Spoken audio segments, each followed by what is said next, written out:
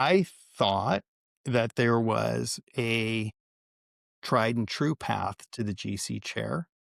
And then there were a couple of outliers, right? But the tried and true path being the path that I had taken. And what I found in talking to people is, I haven't met anybody else who's taken that exact path. Everybody has their own path and they're wildly different. You can make it to the GC chair.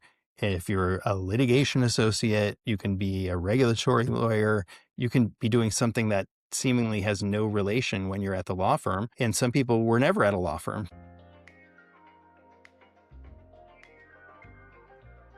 Welcome back to CZ and Friends, where we talk with legal leaders, technologists, and operators shaping modern companies and beyond. I'm your host, Cecilia Zanidi. Today, I'm joined by Joe Schohl. He's had some of the most demanding seats in the profession. He was a Fortune 500 general counsel in healthcare. He was a private equity-backed company general counsel. And he's been a chief legal officer in high-growth environments. Today, he brings that experience in two places. He's the founder of GeneralCounselWest, where he provides outside GC support to growth focused healthcare companies. He's the co founder of Inside Counsel Academy. He coaches and trains in house lawyers. We care a lot about that on this podcast. And he wants to help people grow into leadership roles. So, really nice match. Joe and I met on the internet, of course, but he's been the general counsel of DaVita and other really big players and had these kind of super high stakes moments that we've talked about so much. So he's also the host of a podcast. So this is a little bit of a tables turn situation. He interviews GCs about their careers. So in this case, I'm going to talk to him about his career and then kind of post legal. Always get a lot of interest on the show when we talk about, what do you do after you've been kind of that apex role. So this conversation about the reality of the GC role, the pressure, what it takes to build a career, and I'm just super excited to dive in. Joe, welcome to the show. Cecilia, it's great to be here. That sounds like a lot of topics we're going to cover. I'm excited to jump in and see if I can deliver on half of those things. Let's go. Let's dive right in. You were a Fortune 500 company GC at 36. Holy moly. So, how'd you get there? When you first walked into the job, you got the title. I'm imagining, that you've got the nameplate or whatever, Joe Scholl, General Counsel. What was going through your head? Yeah, whatever was going through my head, there wasn't a whole lot of time to process it because on my first day of work, my boss told me we're in an auction situation to buy another company and potentially double the size of our company. And I need you to get on a plane to New York and see if you can, we're behind and we want to see if you can help swing things in our direction. So I went to work that morning. Usually, you sort of find out where the bathroom is, you do your HR training, et cetera, et cetera. There was none of that. I was off to New York and I didn't come home until almost 10 days later. So, did you get the deal done? We did get the deal. Well, we didn't get, we won the bid. So we signed the deal, but it was 10 months before we closed the deal because we had to go through the FTC process. And at that time, and this was 2004 to 2005, we went through what was then the longest approval process to date with the FTC. So you walk in, so were you promoted into the role originally, or what was the? I was hired into the role. So I had been at my prior company, I was 2 levels down from the GC. And had a couple of paralegals reporting to me, but no lawyers. So this really was like the dog who catches the fire engine, right? And so I was highly ambitious and motivated to get a GC job, and I got it. And then it was a little bit like, be careful what you wish for, because it was quite a ride. That first year until I settled into the role was a real roller coaster, for me, both professionally and personally. Wow. All right. So you had been at Sidley and then you were at Baxter and this company. So this is DaVita. We've all seen it. They were the biggest provider of dialysis in Yep. America. Had you been a lifelong healthcare person at that point? So I had done healthcare work when I was at Sidley, and that's what led to my in-house role at Baxter. And then from that point forward, everything I've done is healthcare. And in fact, other than Baxter, which was more device work, once I got to DaVita, it's been healthcare services ever since. So you're on that plane to New York, or let's say you're coming back from New York and you win the Yeah. and you're like, "All right." Did you think how did you even set your priorities list from I'm there? coming back from New York and I'm flying on the company jet with the CEO who lives in Northern California. And so then the jet's going to take me back to LA. I live outside of LA. And I had to get home because my daughter, my oldest daughter, who's now a lawyer, but at that time she was second grade or something, she had a choir concert. And so even though like nobody expected me to be gone that whole first week, I said I would be home in time to go to her concert. And so I got home late, early morning, and the next day I got to go to her concert, and we went out for ice cream afterwards. And it was at that point I said I have to go back to New York. This is a Friday night. And she says, I know mom said you have to go back on Monday or Sunday. And I said, no, I have to go back right now. Wow. And Uh, she said, you know, I don't like your new job. And I said, I'm not sure I like it either. awesome. That's good. I So, love I mean, that kind of what a whirlwind it was, and then it didn't abate because, like I said, we signed the deal and then it was getting the deal approved through the FTC. And that meant every Sunday getting on a plane to Washington, DC and coming home Wednesday or Thursday. So, anyway, that's what it was. We did get it approved. I did settle into the role. I eventually built a team. We can talk about that. The most important thing, if you're going to make the role sustainable, is to build a great team. And that's what happened. But it was a lot of hard knocks. any big takeaway for our folks when they've got a big deal in a regulated area. Like if I was to think, okay, one thing that you took away from that deal, and then obviously you lived with that deal for years later. You were at DaVita 5 years after that. Um, Yeah, yeah. I think it was a careful balance, especially early on, wanting to be helpful to the process and to the government, and also wanting to maintain credibility, which meant a lot of times having to say, "I don't know the answer to that, but I understand the question and I'll go find out," because I was still learning the business, the company, the answers to questions that were being asked. It wasn't like I had, years and years of experience in the job before we got put in this pivotal moment. so what did you develop a relationship with the regulators in that scenario? Yeah, because we're seeing, You run it's into in them? person. We're seeing the same people every week. And over time, I'm learning more and more about the business. And, eventually we got to a point we had to make divestitures. It was a whole thing, but we always maintained, a really good relationship with those folks. They were very professional and we had great outside lawyers, of course, couldn't have done it without them guiding us through the process. For lawyers that want to become a GC someday, Yeah. they hear that, they hear, the ice cream with the kiddo that you gotta kinda sadly leave. Tell us, I liken being a GC sometimes, like, people talk about, like, the Peace Corps, like, it's the hardest job you'll ever love. Yeah. Was Yeah. that is that the feeling that you had? Or, like, thinking about kinda these pinnacle moments, relationships with regulators, getting deals done, doubling the size of the company, in less than a year. What's the kind of tell us about the fun part. Well, the fun part is, in a job like that and in most GC roles, you're really going to find out what you're capable of, right? Because it's going to in terms of breadth and in terms of depth. And so if you're serious about whatever it is you do, you want to see how good you can become at it. And a lot of people don't really get pushed or get that opportunity because they're in jobs that, they can do without stretching their full capabilities. I happened to get a job that pushed me to my then current capabilities and beyond. And really, everything that's come since then has seemed much easier because of that. And it's the kind of thing that can really build sort of genuine confidence, because confidence is built by being put in situations where you don't know if you're going to be successful and you figure out a way to do it and you learn from that. And so that builds confidence for the next thing. So it's not really a fake it till you make it. It's more of as you are put in situations where it may be a little bit over your head and you figure it out, then you build genuine confidence that, okay, in the next thing that's a little over my head, oh, there's a way to figure that out too, as long as I'm willing to work hard and surround myself with the right people. So all that experience, it sounds like, led you to have this passion for helping other in-house counsel.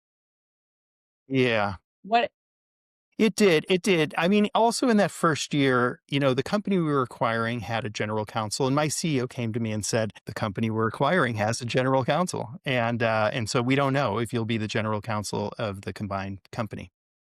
I haven't really told this story much, but I said, "Okay, well, I left a great job where I was on a really good trajectory, so, we'll see how things work out, and if they don't work out for me here, I assume you'll treat me fairly on the way out." So I sort of put a stake in the ground, and, I remember going home that evening and being a little bit upset, that here I had sacrificed so much, and he had said to me, "Hey, you're off to a tremendous start, like, we couldn't have asked for better." I had been an M&A lawyer before. First project is a big M&A project. You're way ahead of where we thought you would be. But if we had known we were going to get this big this fast, we might not have hired an inexperienced GC. So he's very honest, very honest.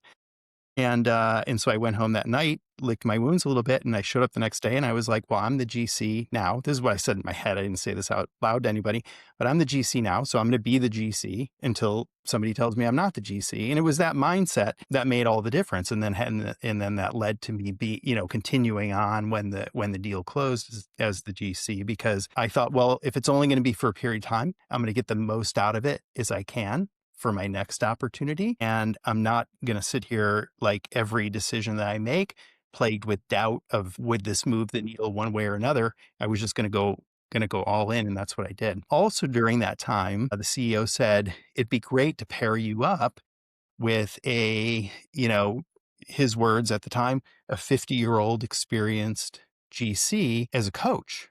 Right. And this is back when, coaches weren't really a big thing. And so I was open to that, but I wasn't necessarily like, oh, that's a great idea, but I was open to it. So we looked and we couldn't really find one who could do that or would do that. And so we never actually did that. But as my career progressed and I started to, after my last full-time GC job, I coached and mentored my successor into that role for almost an entire year.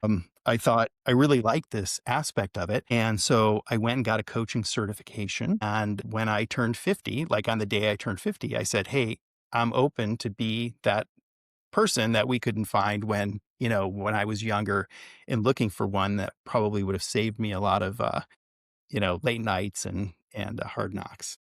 Love that. I want to home in on that conversation that morning. So I feel like, and it's something that for me, and maybe it is, age or at least experience, where the ability to say kind of what you said. You said, "Hey, I left a good job to come here for this role," and you didn't say, and you said, "I assume you would take care of me on the way out." So you pointed out the elephant, right? The elephant was, "Hey, you might not make the cut for this kind of new big company you see." Yeah. You just said, "Yeah, I might not." And you talked about being fired, basically. So, like, what was going through your head? Like, is this something, like, I think a lot of people wouldn't do that, and I see now that, like, saying the unsaid is so powerful. And so, obviously, it worked out for you. Say something or tell our Yeah. list, like, how do you have that boldness in the moment? And do you even perceive it as boldness? I don't know. I think I probably perceived it as necessary. I had 2 kids, 2 daughters. I wound up with 4 daughters along the way. So, I've got to provide for this group of people, right? Before they're launched out into the world. And so, and again, I was very career ambition focused at the time. And so it it was playing through my head, how was this gonna look? If I got this job and then I didn't have this job, was I gonna go would I find another GC job? Would I go back into a bigger company and be comfortable not being the GC? It all sort of flashed through my head.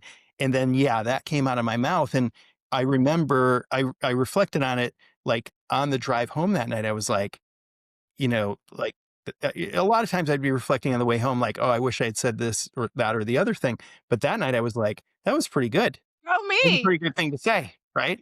That's right, it worked Yeah, out, and then you switched into this kind of, like, juice squeeze mode, which I like. So I do have coaches, and I agree with you that coaching and leadership and even this podcast, the idea that the legal side or the technical side of the job, accounting or law or engineering or whatever it is, are obviously part of effectiveness, but they're only just part of it.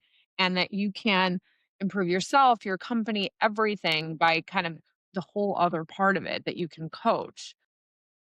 That's pretty new. Like, I think, I was joking. I went to Barnes& and Noble last night, and there's all the kind of self-help books. I'm like, "Oh, I've only read half of them. Let me read the other half." But I right. will say for me, having that moment of like, "Okay, let's squeeze all the juice out of this job. Like, what are the experiences that I wanna have? How effective can I be?" in your words. So how do you do that? So then, like, you literally, like you said, "Okay, I'm not gonna sit around thinking I might be fired," because then you're gonna be nervous. So what did you do when you switched to that mode where you're like, "I'm the GC till somebody tells me I'm not." What Right. did you do to improve yourself? And since you didn't get the Yeah, that you I wish. will tell you because I am a professional development junkie, always have been. And so at that time, one of the first things I did because I was realizing during this period of time there were so many inputs coming at me.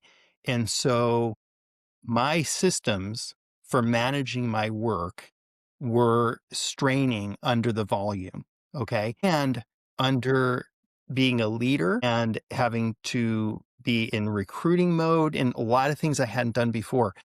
And so I took in the middle of that first year while the whole FTC process was going on, and I didn't even tell anybody, I took 2 days and I looked up, researched, I went to a David Allen Getting Things Done Amazing. when he was still teaching it. And so I met him and went to his 2-day seminar, and it seemed a little crazy because this was for a good year, I was every day working in meetings, full day, and then I'd be able to turn to email at like 10 or 11 at night. And that would go until 1 in the morning. I'd get up and do it again the next day. I had a long commute. Sometimes I'd stay at a hotel near the company. I was just, really burning the candle at both ends. So then to take 2 days out where stuff is going to stack up in order to go to a seminar, people would be like, that's crazy. But it was total Franklin Covey. Like I couldn't continue to cut trees down with the saw that I had. So I had to take time out, go sharpen the saw, get a new saw, get a whole new way of doing things. And then I came back and, started applying those techniques. And I found that I could keep up at a much higher level of volume than I could before that. And that served me like all the way to this day. So whatever I paid for that seminar in terms of time and money out of my own pocket, it's ridiculous the rate of return on something like that. Love that. I love that. Yeah, it's we encounter that a lot here at GCAI because obviously, like, we see people using it and just being much faster, more effective, all these things. But we frequently get people being like, "Oh, I don't have time for a demo." I'm like, "Okay, let's do a Oh demo." my gosh, totally. Right. Yeah. But no, it's great. Like, And we did not have GCAI back then. thing is that we somebody and I swear it almost made me cry. We sent out like a marketing email this week about how much time you save, and it was, had quotes and situations and scenarios and whatnot. And we had a longtime user reply. He says, "Cecilia, like, I only take, I finish now what I used to it takes me 10% of the time to do what I used to do." And he said very earnestly, he's like, "Am I supposed to put that time into doing more for my company and, like, more capitalism?" He's like, "Can I just go surfing or do something else Right. instead?" Right. And I was like, Yeah. "Wow," and that's I think you talked about getting things done, and people always ask me, so, I mean, you said you have 4 kids, I have, 4 kids as well, and it's kind of like, yes, of course, there's, like, a lot going on, but it's like more and fun. I don't know. I'm jibing with you on this personal productivity thing. So maybe so what were the lessons of that thing? And then you now have like an in-house counsel advisory practice, and you have basically there's like these 8 aspects that you talk about. I'm assuming some kind of productivity's got to be one of them. Also a junkie, tell us about that. Yeah, for sure. I mean, of the we have the 8 essentials, and you could have any number because they're not going to be like things that are such a surprise. But there are 4 things under personal effectiveness, and then 4 things under organizational effectiveness and how you relate to others.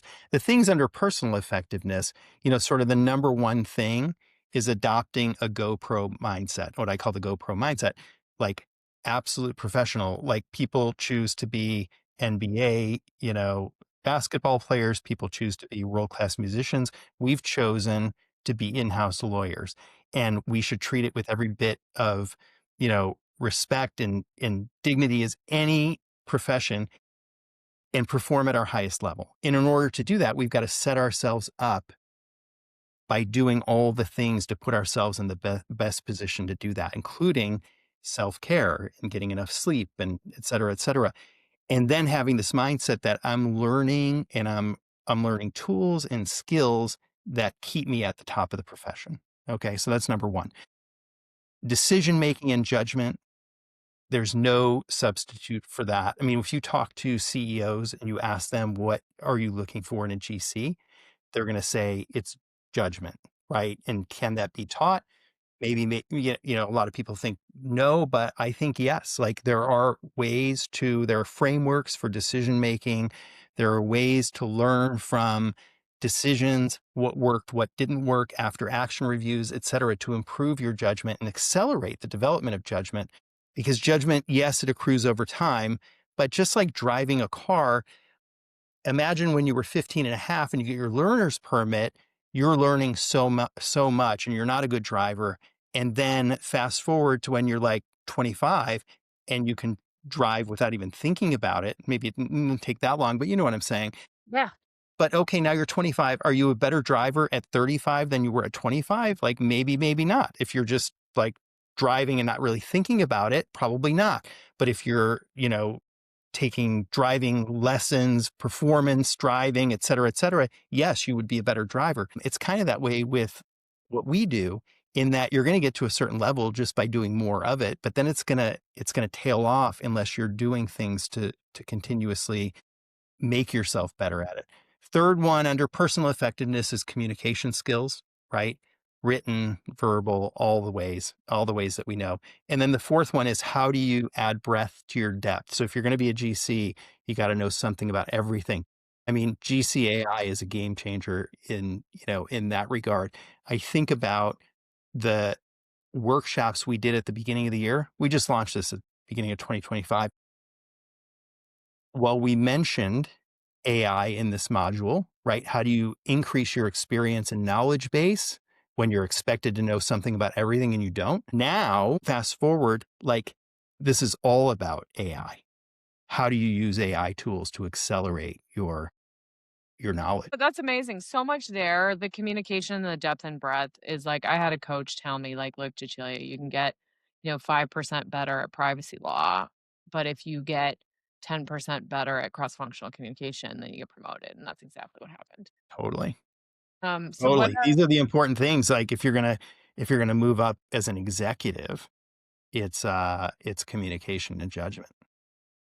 1000%. So let's talk about AI. So how are you using AI today? And give us your point of view, how you came into it, what you're doing with it now.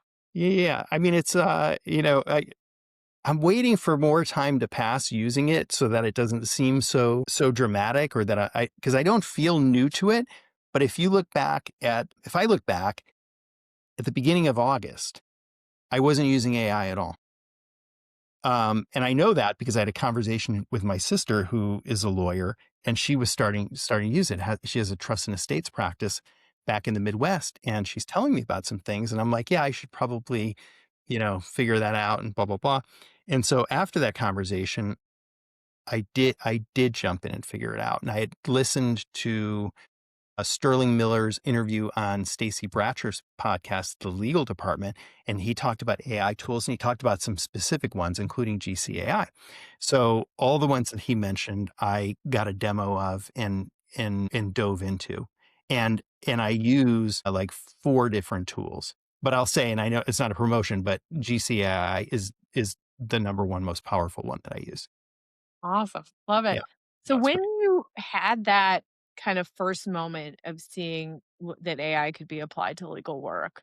Yeah. Did it kind of like first time you ever Googled somebody thing, or like was it like did you have that realization, especially given your background on productivity? Yeah, I mean, there were probably like somebody should map out the stages, right? Because the first stage is like, what? Like, this is crazy. I can't believe it was able to answer that with all this information, blah, blah, blah. The second stage is like a little grief, like, are they going to need any of us anymore? Right. And then, and then over time it matures into, okay, I see the value and I see the limitations. And it's definitely an important skill. One of the most important skills now is going to be to learn how to use AI in your practice, whether you're an in-house lawyer or an outside lawyer, in a way that's most effective, right? It's going to be like the ninth essential is, do you know how to get the right things out of it?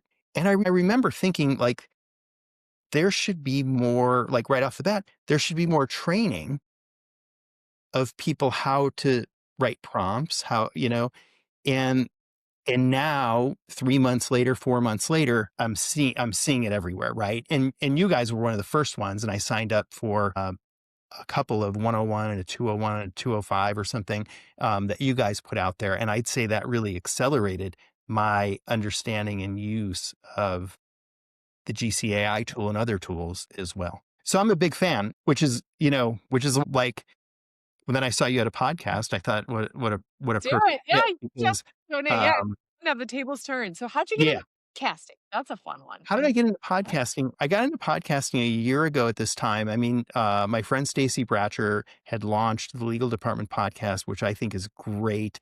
And I was so impressed that she had done it. And I had had that idea for some time before, but had never acted on it. I had done some podcast guesting, and then I thought, it'd be fun just to have my own podcast. So I made the investment. It's a labor of love, as you know, and I've used it to connect and reconnect with people who I know who are GCs and really just hear about their journey to the GC chair. And then being in the GC chair, what do they do to be, world class and most effective?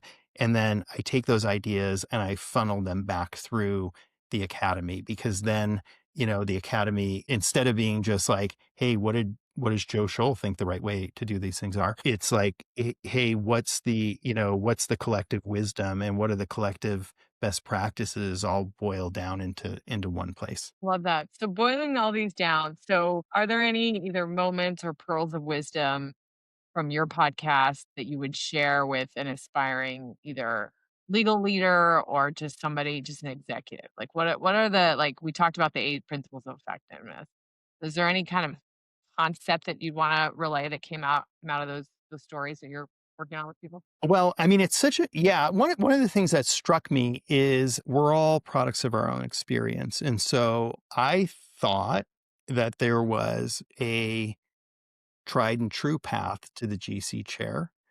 And then there were a couple of outliers, right? But the tried and true path being the path that I had taken, which is you go to big law, you are corporate securities, M&A, transactional associate, and you either make partner or you leave before your partner, you go in-house, you get that experience, you try to get an in-house job where you're working for a leader with P&L responsibility, where you're like part of a mini business unit, and then you get promoted into the big chair. And what I found in talking to people is, I mean, I haven't met anybody else who's taken that exact path. Everybody has their own path, and they're wildly different. You can make it to the GC chair if you're a litigation associate, you can be a regulatory lawyer, you can be doing something that seemingly has no relation when you're at the law firm, and some people were never at a law firm. So it's really less about the like checking certain boxes than it is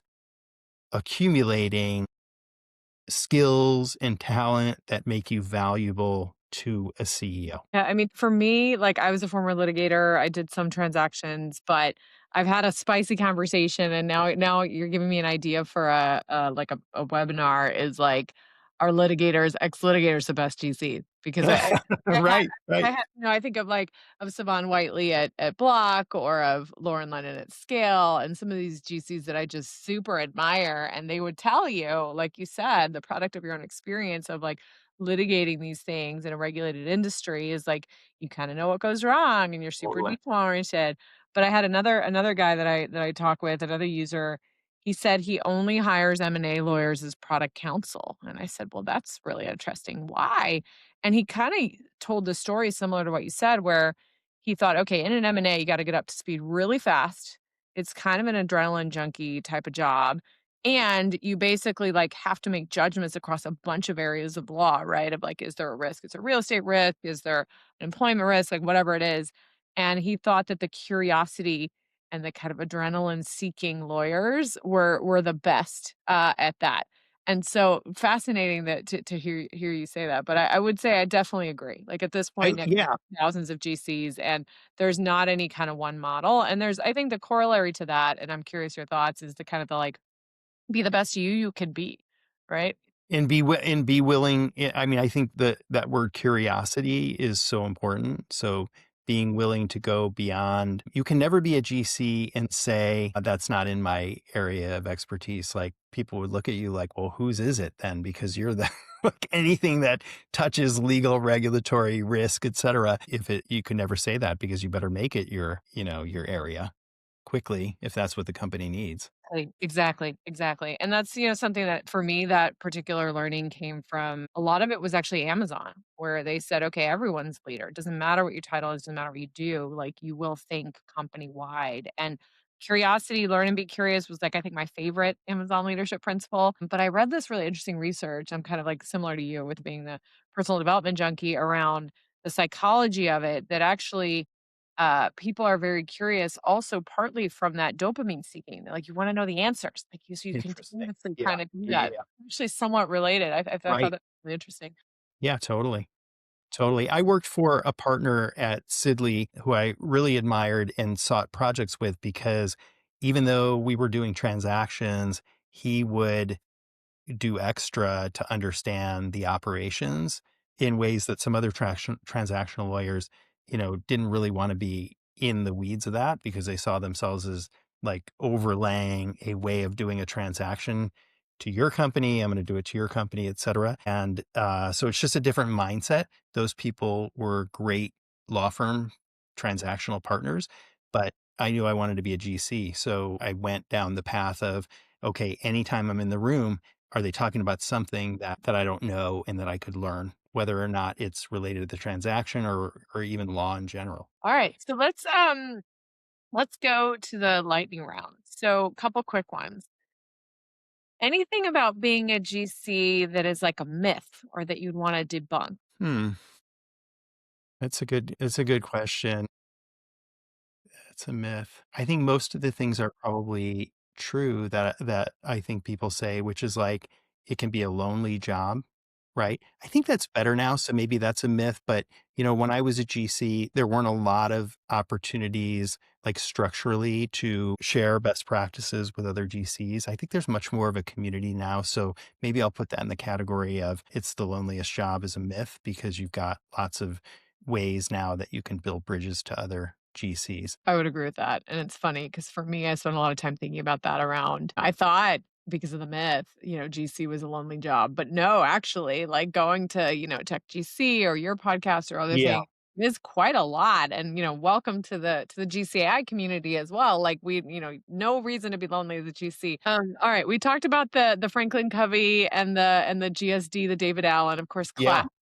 any other books, ideas, or mentors that have These shaped are all my classics right Look here. at that, look at Yeah. that. Oh, okay, if we can zoom in. So if you're on audio only, he's got a full bookshelf basically, and I'm seeing what am I seeing? Am I seeing 1% Better Every This Day? is Maybe this is my Hall of Fame. So I've got tons of books in the other room, but this is like mindset, deep work, the one thing, 7 habits, atomic habits, things like so that. So good.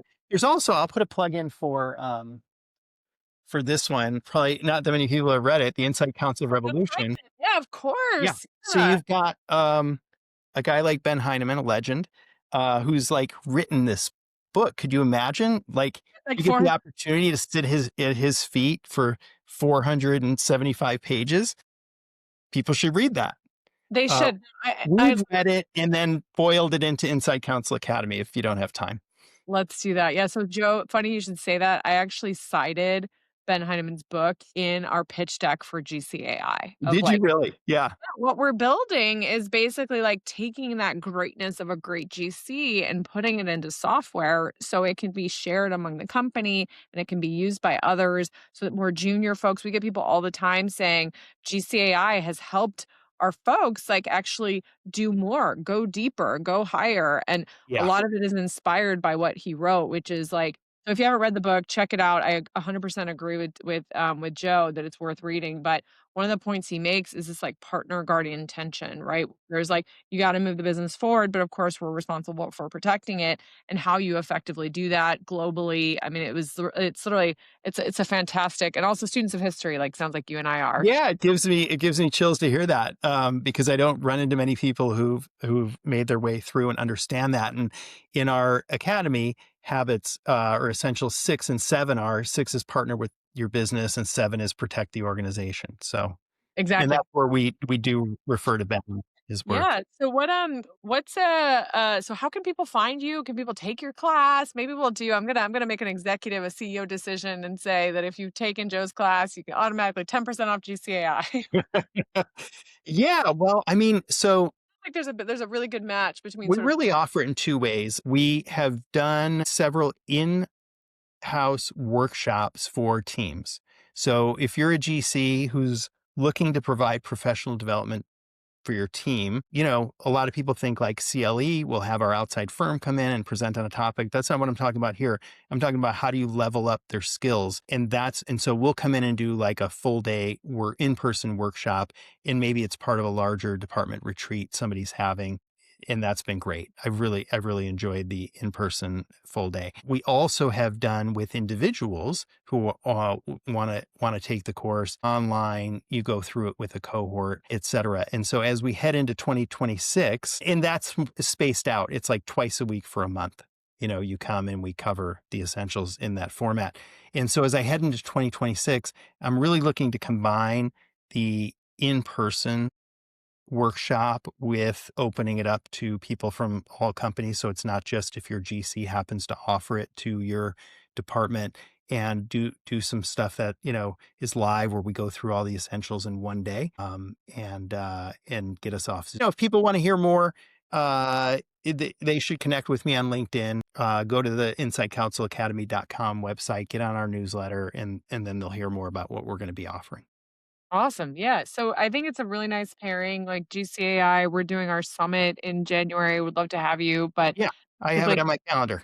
amazing. I'm Let's registered. Yeah. Yeah, like new year, basically like, the personal effectiveness as a GC, using AI to do it, of course, that's our plan. But so excited to have you. This was so fun to nerd out. Can I say one more thing if there's time? I mean, it's funny because what you just said stuck in my head, because I have had for, since the DaVita days, a way of wrapping up each day. And I call it my big 5. Okay. And it's in my big 5 is I return and file any emails. So I'm inbox 0 once a day at the end of the day. Number 2, I review the calendar from that day and I incorporate any notes and follow-ups into my task list. Number 3, I update the task list for things that have been done. I identify things that are undone. And then number 4 is I enter my time because I'm an outside lawyer now. And then number 5 is I pick tomorrow's big 3. What are my priorities for the next day? And so it's been the same since I started my firm, 16 years ago. And now I have a 6th one on there, which is you talking to my AI partners, like using AI after I've just previewed the calendar for the next day and looked at my tasks. What are the things that I can use AI as a partner for? And, that didn't exist for me 4 months ago, but it's hard for me, even me, to believe that, because now it's become such an essential part of each day. And that's how you really then start to use it, and you don't forget, and you appreciate what it can do for you. Wow, I love that. It reminds me of like, so my mom who listens to the podcast, hi mom. My mom says that, that basically GPS has changed how you visit a city and changed how you interact with the world. And so in this case, this is like AI literally affecting your daily routine and making it better. I love that. Right. Totally. Totally. Awesome. Well, this was so much wisdom. Yeah. Thank you so much for being on the show, Joe. That was really fun. Thank Thank you. you for having me. And I really look forward to meeting you in person in January. That's going to be great. That was my conversation with Joe Scholl, a leader who's lived the GC role in a dramatic and then an exciting, but then also just super inspiring way. And now he helps others grow into the role. Fellow productivity junkie, fellow legal in house enthusiast, super fun. So follow CZ and Friends wherever you get your podcasts. So to learn how legal teams are using AI to work smarter, lead with impact, and be more like the effective GCs that Joe talks about, visit gc.ai. Thank you for listening, and we will see you next time.